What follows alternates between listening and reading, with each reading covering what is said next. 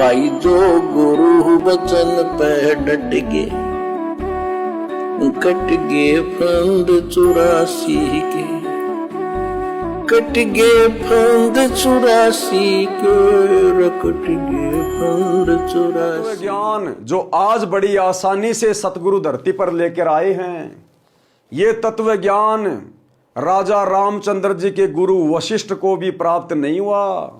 वो भी इस काल के ओम नाम का भजन करके और वो भी अपने जीवन को बर्बाद करके चला गया। श्री रामचंद्र जी को भी ये तत्वदर्शी संत प्राप्त नहीं हुआ, तत्व ज्ञान प्राप्त नहीं हुआ। वो भी ओम नाम का जाप करके अपने जीवन को नरक बना के चला गया, 84 लाख योनियों का भागी बना। द्वापर में श्री कृष्ण जी का गुरु दुर्वासा, वो भी ओम नाम का जाप करके तप करके काल की गोद में ही जा बैठा और श्री कृष्ण जी को भी ओम नाम का जाप देके काल की गोद में बैठने का आशीर्वाद दे गया। तो भाई और बहनों, आप और हमारा सौभाग्य कि आज धरती पर इस काल लोक में हमारा पिता वो सतगुरु सतलोक से चलकर स्वयं आया हुआ है हमें सत्य साधना देने के लिए। और आज हम इनके ज्ञान को अच्छे से समझकर यूट्यूब पर हम इनके सत्संगों को सुनकर अति शीघ्र हम इनकी शरण ग्रहण करें, अन्यथा वैसे भी आने वाले समय में दुनिया घोर आपत्तियों का सामना करेगी, क्योंकि हम युग परिवर्तन के दौर से गुजर रहे हैं। 2028 पहले से ही युग परिवर्तन का दिन निश्चित है। इस युग परिवर्तन के समय में ऐसी ऐसी आपत्तियां आएंगी जिनकी शुरुआत हो चुकी है। आपने कोरोना में देख लिया होगा क्या हुआ क्या नहीं हुआ। कोरोना तो केवल एक ट्रेलर था जीव को समझाने के लिए कि अभी भी समय है, सच्चे सतगुरु की भक्ति शुरू कर दो, आधी अधूरी भक्ति छोड़ दो, अन्यथा आने वाले समय में ऐसी ऐसी आपदाएं, युद्ध, महायुद्ध, गृह युद्ध, ये बड़े बड़े एटम बम, हाइड्रोजन बम, मिसाइलें, परमाणु बम, ये किस लिए बना रखे हैं? होली दिवाली के लिए नहीं बनाए। इस काल ने इस मनुष्य जाति को समाप्त करवाने के लिए।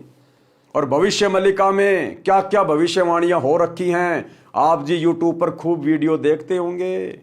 इसके अलावा अकाल पड़ेंगे भयंकर, खाने को दाना नहीं मिलेगा। ये ज्यादा लंबे समय की बात नहीं है, हमारे पास मुट्ठी भर भी समय नहीं है।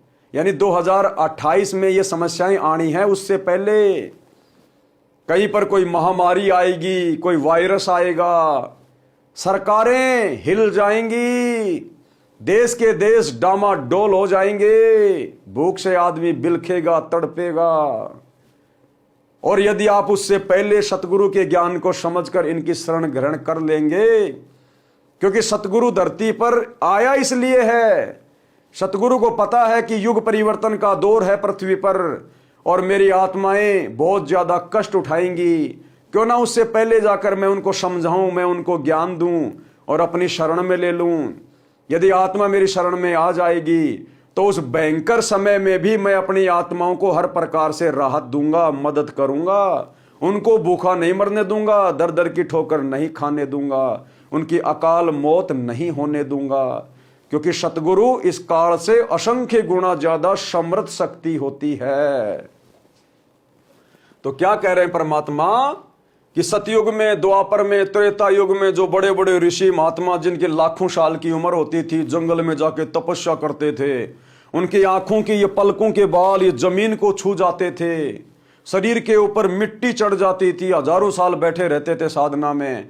कहते हैं वो भी अंत में सच्चे सतगुरु की खोज ना करके, सच्चे सतगुरु की भक्ति ना करके और इस काल तक की भक्ति करके, तपस्या करके, वो भी अंत में उस काल के मुंह में गए, 84 लाख योनियों में गए, इतनी कठोर साधना करके भी।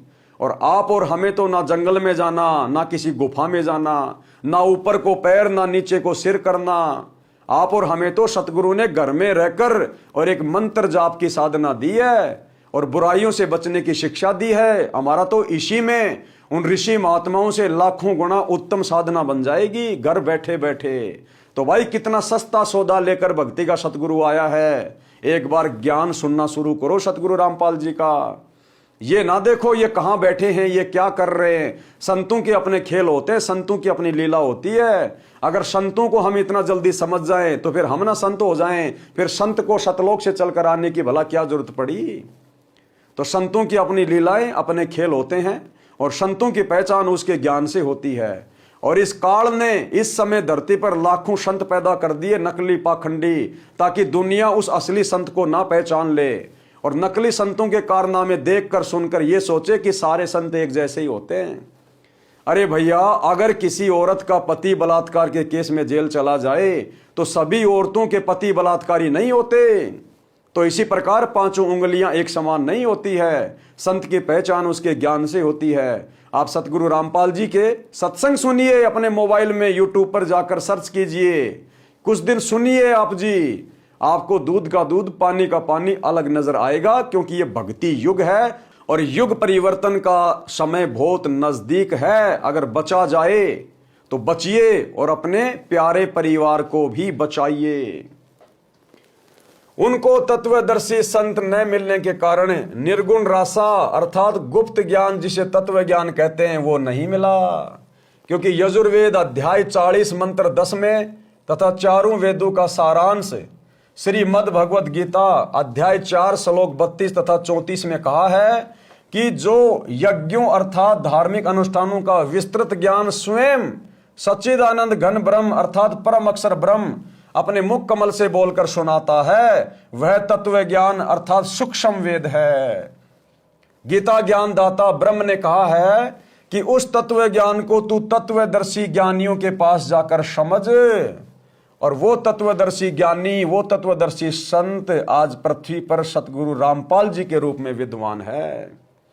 उनको दंडोत प्रणाम करने से, नम्रता पूर्वक प्रसन्न करने से वे परमात्म तत्व को भली भांति जानने वाले तत्वदर्शी संत तुझे तत्व ज्ञान का उपदेश करेंगे। इससे सिद्ध हुआ कि तत्व ज्ञान ना ही तो वेदों में है और ना ही गीता शास्त्र में है। यदि होता तो एक अध्याय और बोल देता। गीता ज्ञान देने वाला अनजाने में दुनिया जिसे श्री कृष्ण मानती है, लेकिन तत्व ज्ञान कहता है कि गीता का ज्ञान श्री कृष्ण जी में प्रेत की तरह प्रवेश करके उसके पिता काल ने बोला था। और काल अर्जुन से कह रहा है कि अगर तुझे पूर्ण परमात्मा की जानकारी चाहिए, अगर तू सत भक्ति करके अमर लोक सनातन परम धाम में जाना चाहता है, तो उस ज्ञान के लिए तू किसी तत्वदर्शी ज्ञानी की खोज कर। अगर बड़े सौभाग्य से वो तुझे मिल जाए, क्योंकि पहली बात तो इतनी आसानी से वो मिलता नहीं है। आपको पत्थर के पहाड़ तो हर जगह मिल जाएंगे, लेकिन आपको हीरे हर कहीं नहीं मिलेंगे। आपको झाड़ बोजड़े, ये कंटीले पेड़ और झाड़ियों के वृक्ष तो हर जगह मिल जाएंगे, लेकिन आम के पौधे आपको हर जगह नहीं मिलेंगे। तो काल ब्रह्म कह रहा है अर्जुन से कि अगर तेरी किस्मत से तुझे वो तत्वदर्शी संत मिल जाए तो नम्रता पूर्वक उसके सामने जाकर आधीन भाव से दंडोत प्रणाम कर, लंबा लेटकर जमीन पर, और उससे ज्ञान की भीख मांग। तब तुझे वो तत्वदर्शी संत परमात्म ज्ञान का उपदेश करेंगे और उनसे दीक्षा लेकर फिर तू अपना आत्म कल्याण करा। तो भाइयों और बहनों, अगर गीता जी में वो कंप्लीट ज्ञान होता या गीता बोलने वाले ब्रह्म के पास यदि वो कंप्लीट जानकारी होती उस सतलोक की, वहां जाने की, तो ये नहीं कहता गीता अध्याय 4 श्लोक 34 में कि उस ज्ञान के लिए तू किसी तत्वदर्शी संत की खोज कर। अगर पता होता तो वो खुद ना बता देता अर्जुन को। तो ये विचारणीय पॉइंट है। ये गीता शास्त्र, ये वेद आज तक किसी भी धर्म गुरु ने खोल खोल के नहीं बताए, केवल रट्टा मारा उन श्लोकों का तोते की तरह संस्कृत में, और हमने मान लिया कि महात्मा जी एक नंबर के ज्ञानी हैं। वो महात्मा भी नरक में और महात्मा की बातों पर तालियां पीटने वाले भी नरक में। यदि ये ज्ञान होता तो एक अध्याय और बोल देता और कह देता कि तत्व ज्ञान उस अध्याय में पढ़ें। संत गरीबदास जी ने मन के बहाने मानव शरीरधारी प्राणियों को समझाया है कि वह निर्गुण राशा अर्थात तत्व ज्ञान न मिलने के कारण काल ब्रह्म की साधना करके आप जी करोड़ों जन्मों में राजा बने, फिर भी मन की इच्छा समाप्त नहीं हुई, क्योंकि राजा सोचता है कि स्वर्ग में सुख है, यहां राज में कोई सुख चैन नहीं है, शांति नहीं। जो गुरु बचन पे डट गए, कट गए फंद 84 के, कट गए फंद 84 के, कट गए फंद 84 के।